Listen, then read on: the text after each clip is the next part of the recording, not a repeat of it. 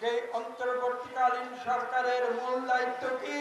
মূল দায়িত্ব হচ্ছে বাংলাদেশের গণতন্ত্র পুনরায় ফিরিয়ে আনা। যে গণতন্ত্রকে আওয়ামী লীগ সরকার প্রথমে একবার 1975 সালে বাকশাল 1 কায়েম করেছিল এবং পরবর্তীতে 2006 থেকে 2024 পর্যন্ত এদেশে পুনরায় বাকশাল 2 তারা কায়েম করেছিল এবং সেই বাকশালী শাসন থেকে এই দেশকে মুক্ত করে এই দেশে পুনরায় গণতন্ত্র প্রতিষ্ঠা করার দায়িত্ব যেটা বাংলাদেশের 18 কোটি মানুষ এই অন্তর্বর্তীকালীন সরকারকে দিয়েছে। আমরা বিনীতভাবে বলবো, দেশের মানুষ আপনাদের উপরে আস্থা রেখেছে। আপনারা যত দ্রুত সম্ভব তাদের সেই আস্থার প্রতিদান প্রদান করুন। যত দ্রুত সম্ভব একটি সুষ্ঠু নিরপেক্ষ নির্বাচনের মাধ্যমে বাংলাদেশের মানুষের প্রাণের আকুতি গণতন্ত্রকে তাদের হাতে ফিরিয়ে দিন। দীর্ঘ 16 বছর বাংলাদেশের তরুণ সমাজ, নবীন সমাজ তারা ভোট দিতে পারে নাই। তিনটি নির্বাচন আপনারা দেখেছেন। এমনকি 2008 সালের নির্বাচনও একটি ষড়যন্ত্রের মাধ্যমে সংগঠিত হয়েছিল। কাজে আজকে বাংলাদেশের তরুণ সমাজ ভোট দেওয়ার জন্য উন্মুখ হয়ে গেছে।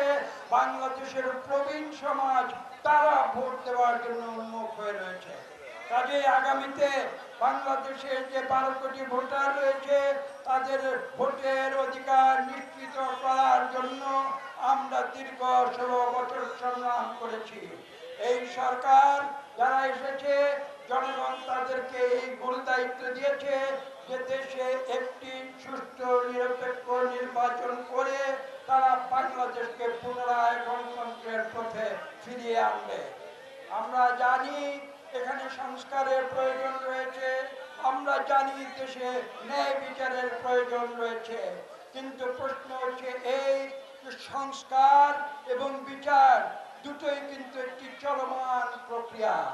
এটা এরকম নয় যে আমরা সংস্কার আজকে করে দিলাম সব সংস্কার শেষ হয়ে গেল, আমরা সুবিচার আজকে করে দিলাম সব সুবিচার শেষ হয়ে গেল। এই প্রক্রিয়া, সংস্কার প্রক্রিয়া, বিচার প্রক্রিয়া এরকম নয়। আমি আপনাদের মনে করিয়ে দিতে চাই, বিগত স্বৈরাচারী সরকার বলতো যে আগে উন্নয়ন পরে গণতন্ত্র। মনে আছে আপনাদের? এটা ছিল ভুয়া কথা।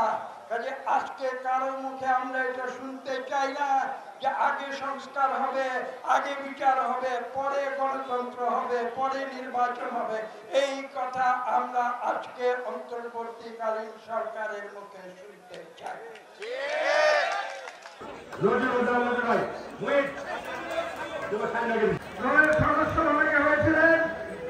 এবং আজকে অনেকে ভাইকে 4 সদস্য ফোন অনুরোধ করছে।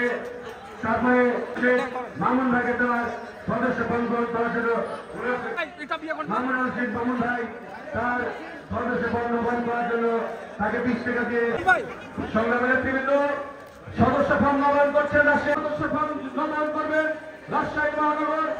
এখন আমাদের নোটিশে ফেরত হয় সদস্য ফোন নবায়ন করছেন। না করলে পিছনে মানুষও দেখতে পাচ্ছি না।